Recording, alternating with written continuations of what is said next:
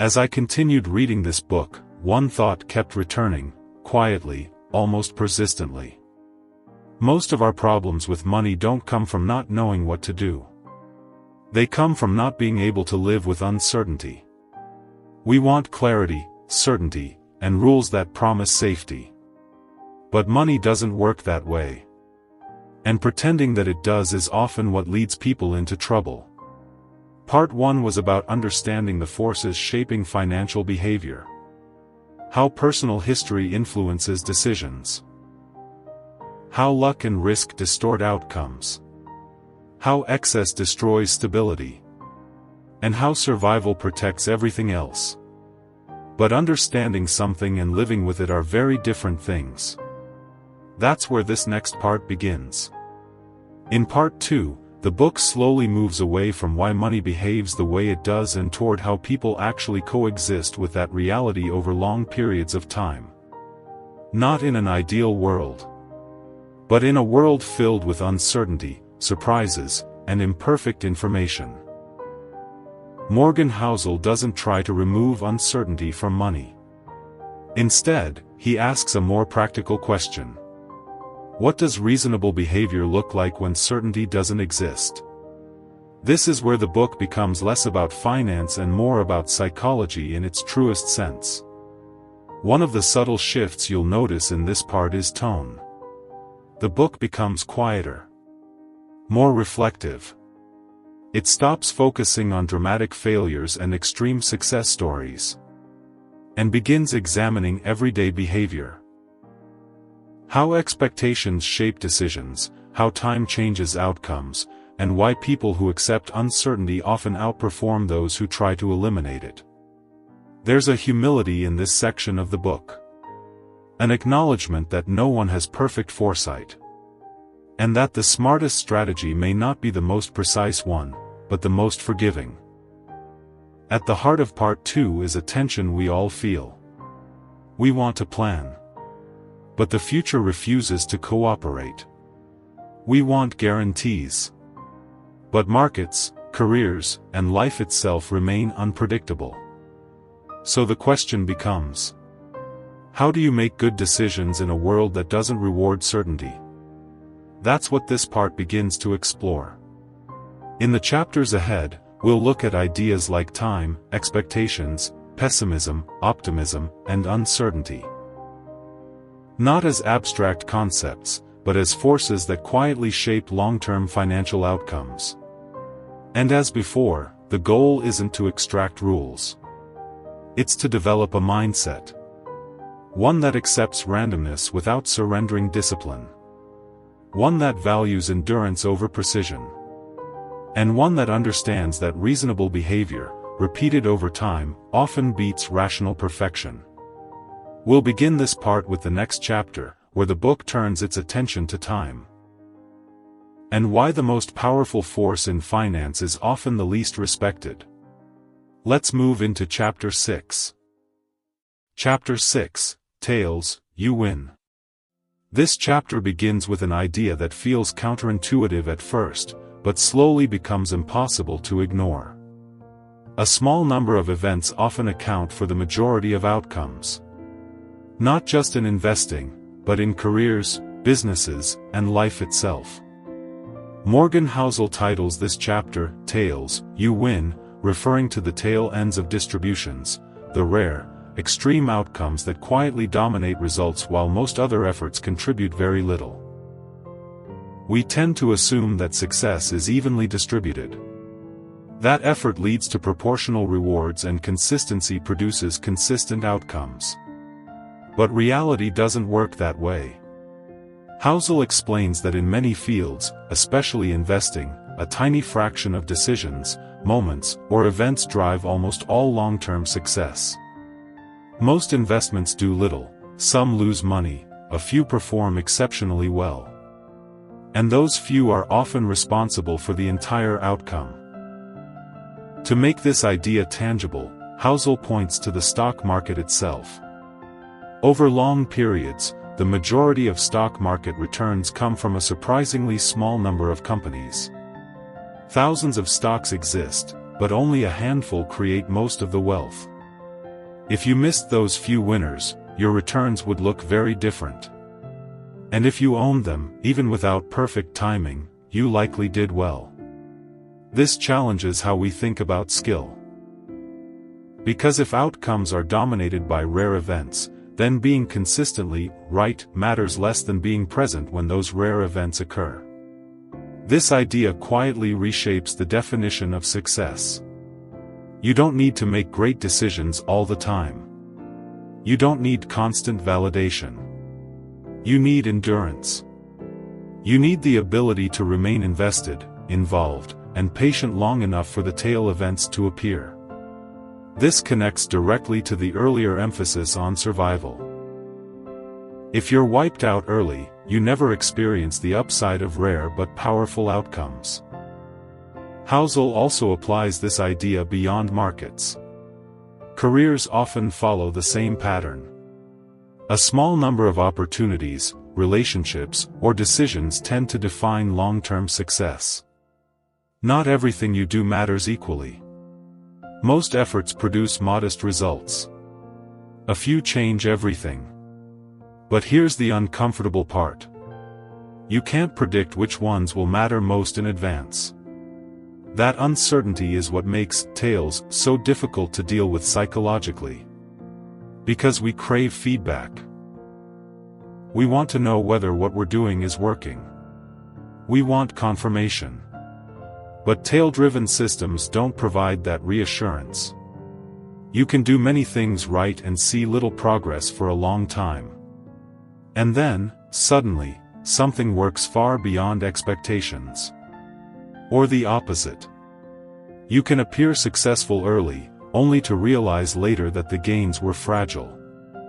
This uneven feedback is why many people quit too early, or overcommit too late.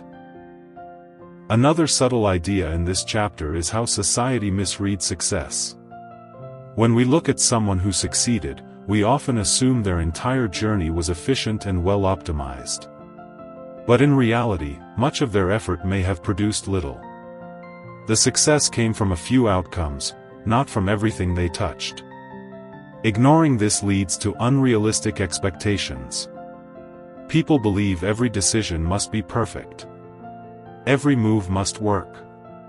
But Housel's point is quieter and more forgiving.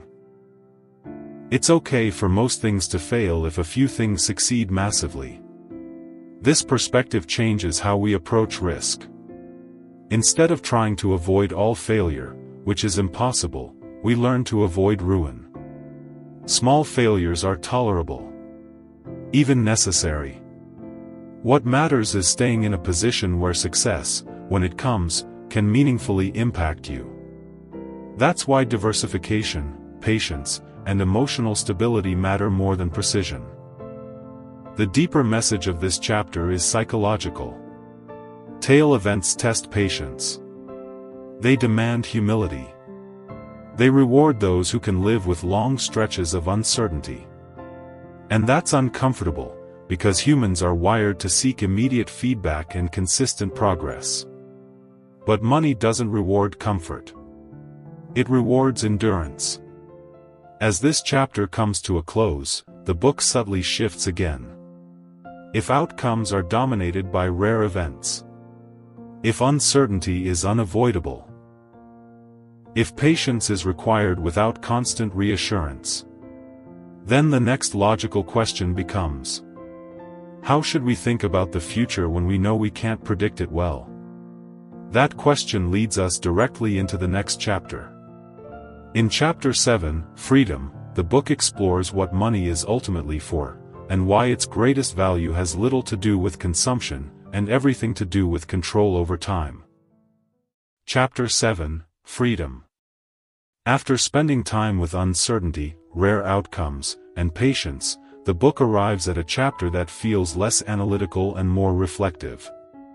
It asks a simple question. What is money actually for? Not in theory, not in slogans.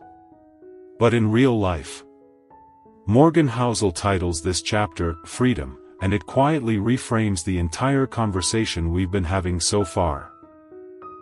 Because if money is not about intelligence, if success is shaped by luck and risk, if survival matters more than brilliance, and if patience is required without guarantees. Then what is the reward for getting this right? Housel's answer is clear and surprisingly modest. The highest value of wealth is control over your time. Not status, not luxury, not comparison. It's time. The ability to decide what you do, when you do it, and who you do it with. This idea feels almost obvious, yet it's rarely how money is discussed. Most financial goals are framed in terms of consumption. Bigger homes, better cars, more comfort. But Housel suggests that these are secondary benefits, not the core purpose. The real power of money lies in independence. The ability to say no. The ability to walk away from situations that don't align with your values. The ability to choose. And that kind of freedom doesn't require excess. It requires margin. This chapter connects deeply with the earlier discussion of enough. When people define success purely by accumulation, freedom often gets sacrificed along the way. They trade time for money. And then later try to use money to buy back time. But the exchange rarely works cleanly. Housel points out that many people become trapped not by poverty, but by lifestyle commitments. Expenses rise. Expectations rise. And with them, dependency grows. The result is wealth on paper, but fragility in life. Freedom, as described here, is fragile. It doesn't come from maximizing income at all costs. It comes from minimizing obligations. From keeping enough space in your life to adapt when things change. This idea ties back to survival once again. Just as financial survival requires avoiding ruin, personal freedom requires avoiding commitments that eliminate flexibility. There's also a psychological layer to this chapter. Freedom changes how people behave. When you're not forced to make decisions under pressure, you make better ones. When you're not dependent on a single outcome, you think more clearly. When time is on your side, patience becomes natural rather than painful. Money, in this sense, acts as a buffer between you and uncertainty. Not a shield, but breathing room. Housel is careful not to romanticize freedom. He doesn't argue that everyone should stop working or avoid responsibility. Instead, he reframes the goal. Money should increase your control over your future, not reduce it. And that means thinking less about how impressive your life looks, and more about how resilient it is. This chapter also challenges a deeply rooted assumption, that motivation only comes from pressure. We often believe people perform best when they have no choice. But Housel suggests the opposite. People often make their best decisions when they're not desperate. When they're not trapped. When they have room to think. Freedom, in that sense, isn't the absence of effort. It's the presence of clarity. As this chapter comes to a close, the book leaves us with a subtle but profound shift in perspective. Money is not just something you use. It's something that shapes how you experience time.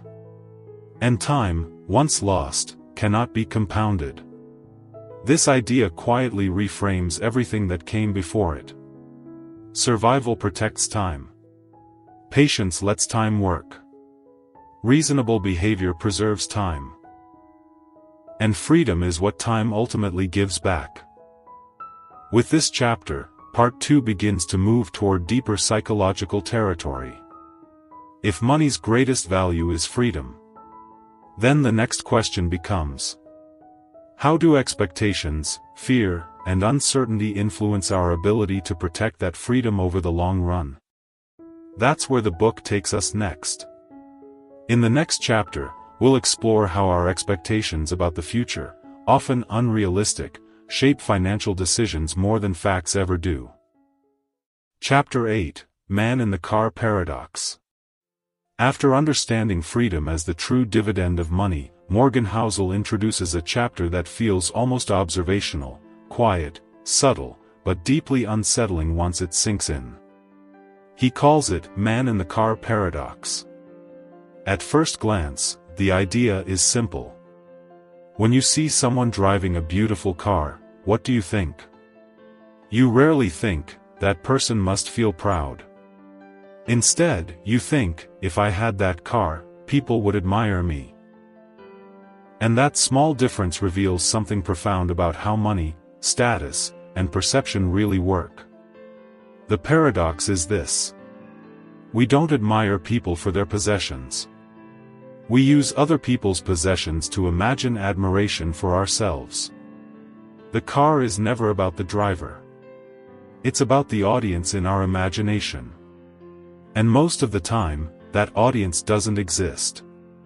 Housel uses this insight to expose a quiet truth about status-driven spending. When people chase expensive symbols, cars, homes, lifestyles, they're often not trying to improve their own lives. They're trying to control how others perceive them. But here's the uncomfortable part. Other people are rarely thinking about us as much as we assume. When someone sees a luxury car, they don't think deeply about the owner's discipline, intelligence, or success. They think about themselves. What it would feel like to be admired. What it would feel like to be noticed. The admiration we seek is almost always redirected. This chapter connects directly to the earlier discussion on enough and freedom. Status is expensive. And unlike freedom, status requires constant maintenance. A lifestyle built to impress others doesn't just cost money, it costs peace. Because once your identity depends on external validation, your freedom quietly erodes. You become dependent on keeping up appearances, on sustaining an image, on staying ahead of comparison.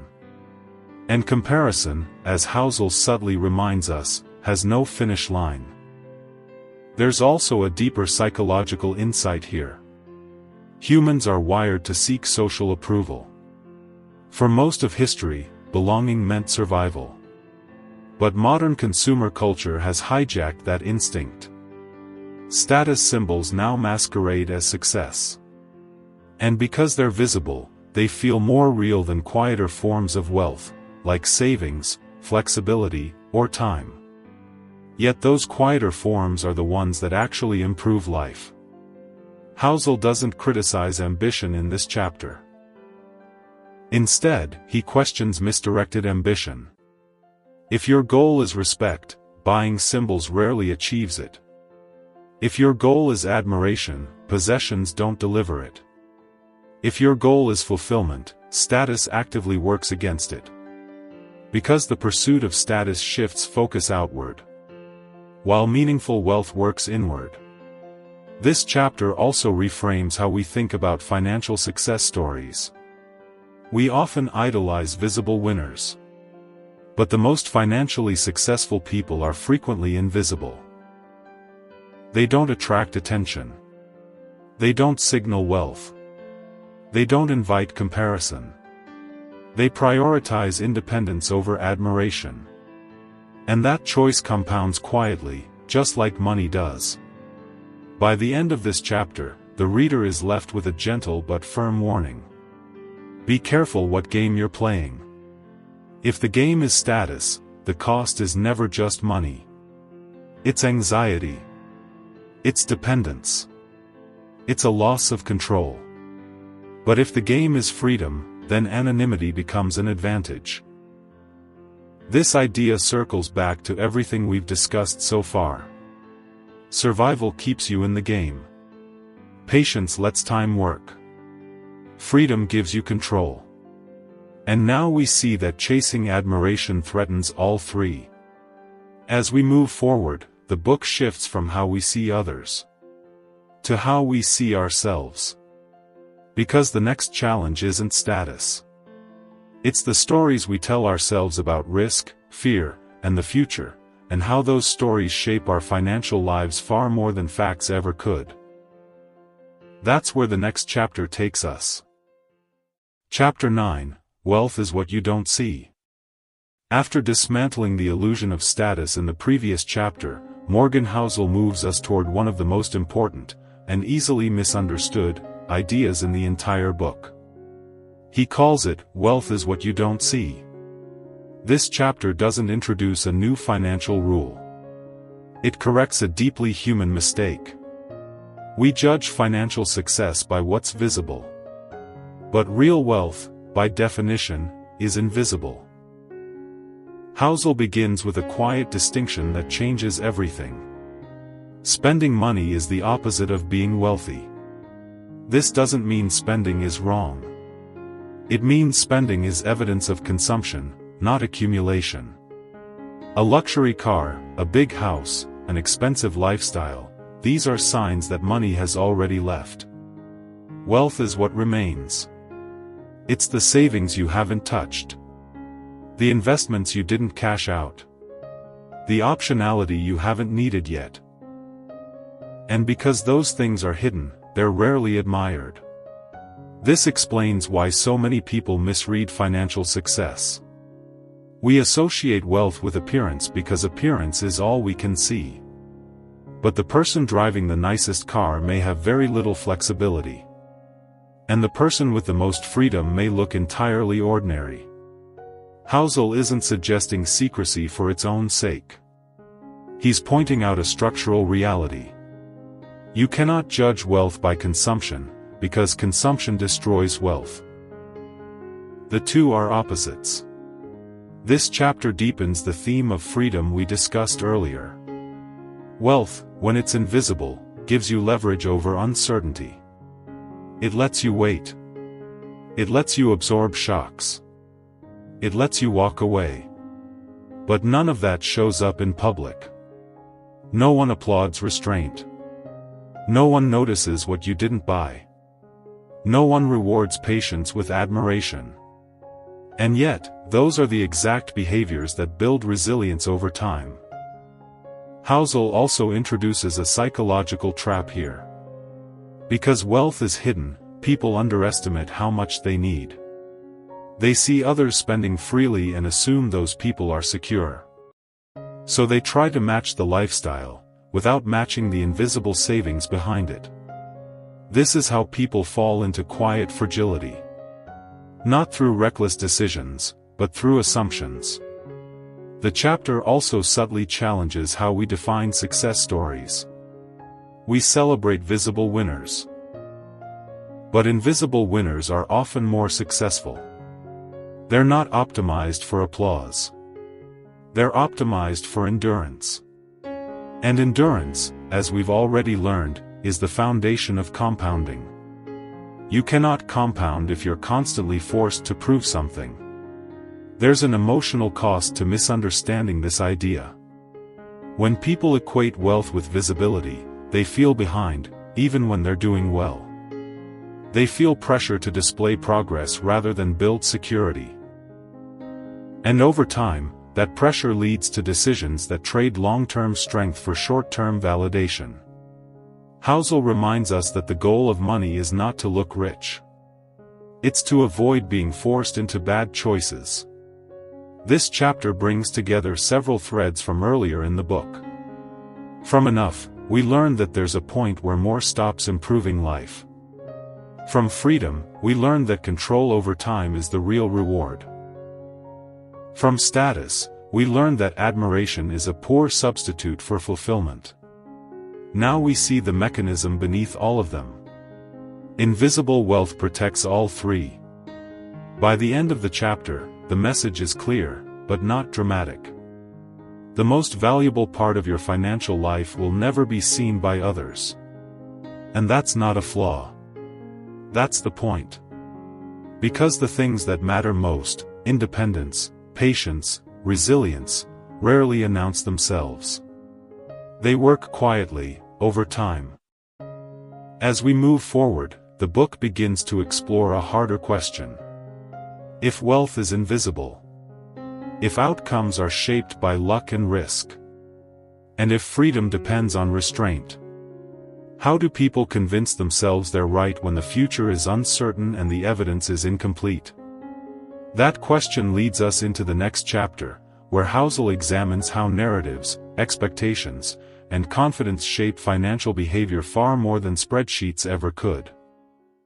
Chapter 10: Save Money.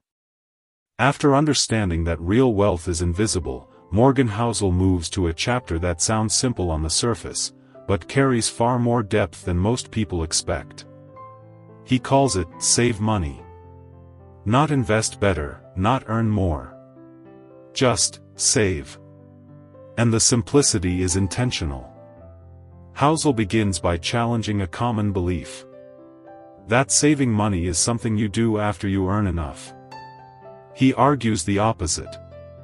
Saving is not the result of income. It's the result of behavior. And behavior, as we've already seen throughout this book, is far more important than intelligence. This chapter reframes saving not as a financial tactic, but as a psychological position. Saving money is the gap between your ego and your income. It's the decision to not turn every increase in earnings into an increase in lifestyle. And that gap, small at first, becomes the foundation of everything else. Housel makes a crucial point here. You don't need a specific reason to save. Most people save for something: a house, a car, retirement. But the most powerful savings, he argues, is saving without a goal. Because the future is uncertain. And money saved without a predetermined purpose becomes flexibility. It becomes optionality. It becomes defense against surprises you cannot yet imagine. This idea connects directly to earlier chapters on uncertainty and survival. You cannot predict what will matter most in the future. So the best strategy is to keep resources available for when clarity arrives. Saving, in this sense, is not about sacrifice. It's about preparedness. Housel also addresses why saving feels emotionally difficult for many people. Because saving requires you to say no to present desires in favor of an abstract future. And abstract futures don't trigger strong emotions. Immediate pleasures do.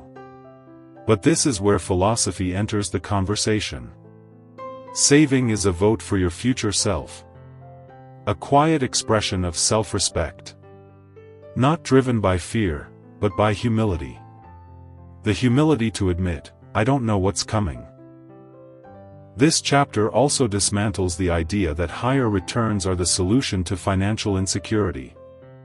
Housel points out that someone earning average returns but saving consistently will outperform someone chasing high returns with no margin for error. Because saving builds resilience first. Returns come second. And resilience keeps you in the game long enough for returns to matter.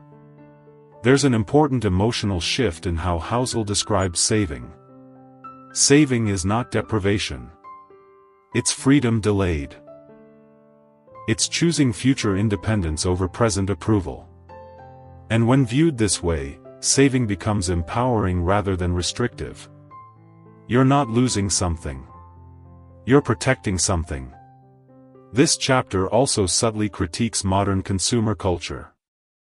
We're encouraged to optimize everything: efficiency, productivity, earnings. But rarely are we encouraged to build slack into our lives. Yet slack, extra capacity, is what absorbs shocks. And money, saved without obligation, is slack in its purest form. By the end of the chapter, Housel leaves us with a grounded truth.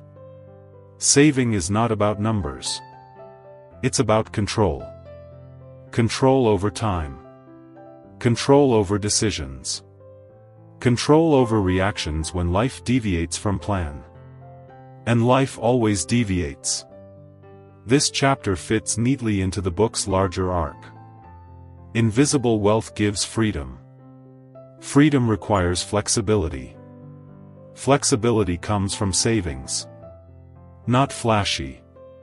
Not impressive. but deeply effective. As we move into the next chapter, the book shifts focus once again. From how we save to how we decide. Because even with good intentions, people still make poor financial choices. And the reason is not lack of intelligence. It's the belief that being perfectly rational is the goal. In the next chapter, Housel challenges that assumption and argues why being reasonable often beats being rational in the real world. As we reach the end of this part, it becomes clear that the psychology of money is not teaching us how to win. It's teaching us how not to lose. Across these chapters, Morgan Housel quietly dismantles the loud ideas we usually associate with money. He shows us that wealth is rarely visible.